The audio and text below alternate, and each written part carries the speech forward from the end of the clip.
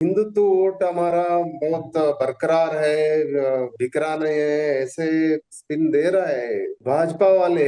JDS का जो गढ़ है उसमें साइंद मारा है, वो तो सीट नहीं ले पाए, लेकिन vote percentage damage. Old old Mysore area में हासन मंड्या, इन दोनों जिला जिला में कैंडिडेट्स फील्ड करके सीरियसली वो लड़ा है, और लड़ने के बाद उनका वोट का परसेंटेज वहां बढ़ा है। सो उसी बीजेपी वोट का बीजेपी का फिर ऐड हो रहा है। बीजेपी का।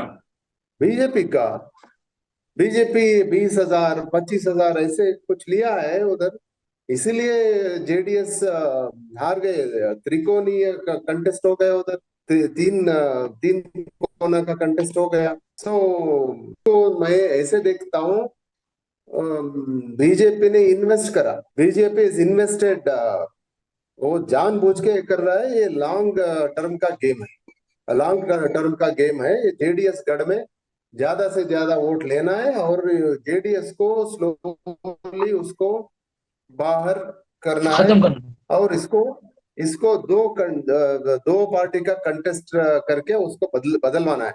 वही बाइपोलर। बीजेपी का, हाँ बीजेपी का ये उद्देश्य यही है। तो ये आज या कल वो करके दिखाना उसका एम है, टारगेट है।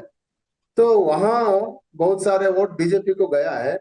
सो बीजेपी का परसेंटेज जो बरकरार है, ये जेडीएस का गढ़ में जो वोट मिला है जेडीएस को, बीजेपी को, उसमें उसका योगदान बहुत। हाँ, आपको क्या रिजवान साहब, आपको भी ये लगता है जो उमापति ने कहा है कि वोटों का थोड़ा सा रीडिस्ट्रीब्यूशन हुआ है, मतलब जनता दल एस का वोट भी बीजेपी ने भी पाया है, बीजेपी का वोट जो है कांग्रेस ने भी खींचा है।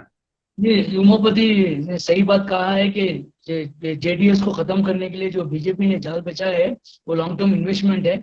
और आइंदा तुम एक लोकसभा तक देखे तो बीजेपी जनता दल एक खत्म हो जाएगी। एक दो या तीन कैंडिडेट्स रहेंगे, कुमार स्वामी रहेगा या उसका भाई रहेगा और देवेगौड़ा जी रहेंगे। लेकिन आपने एक बात जरूर गौरतलब बात है कि जो उनका जो 33 या 34% जो वोट बटा नहीं है, उससे ये साफ जाहिर होता है कि जो दूसरे जो वोटर्स छोड़ के गए थे कांग्रेस को, जैसे लिंगायत वक्कली का, उन्होंने वापस आ गया कांग्रेस को। इसलिए तुम ये देखो कि उनके 40 विधायक हार रहे हैं और 13 मंत्री हार रहे हैं। ये मुस्लिम वोट नहीं जाता था उनको, माइनॉरिटी वोट नहीं जाता था, जैसे कि नागेश हो या सीटी रवि हो या तुम्हारा रेणुकाचार्य हो, इनको तो उनके लोग ही हराए हैं। तो जो वोट था, एक्स्ट्रा वोट था, 33% से जो ज्यादा वोट था वो कांग्रेस को आया है। और जेडीएस का वोट कम हो गया इसलिए क्योंकि एक गेम प्लान है, जैसा मेरे दोस्त उमापति ने कहा कि मंड्या, मैसूर, हासन में खत्म करने का।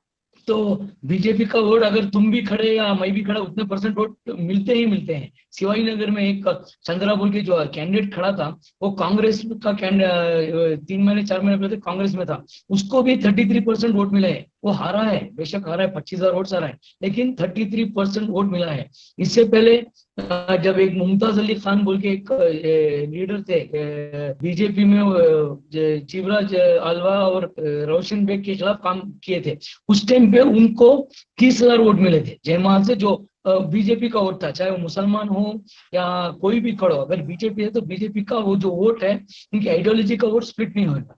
जो एक्स्ट्रा वोट थे इतने साल वो वोट वापस बरकरार कांग्रेस को आया है, कांग्रेस को फायदा हुआ है।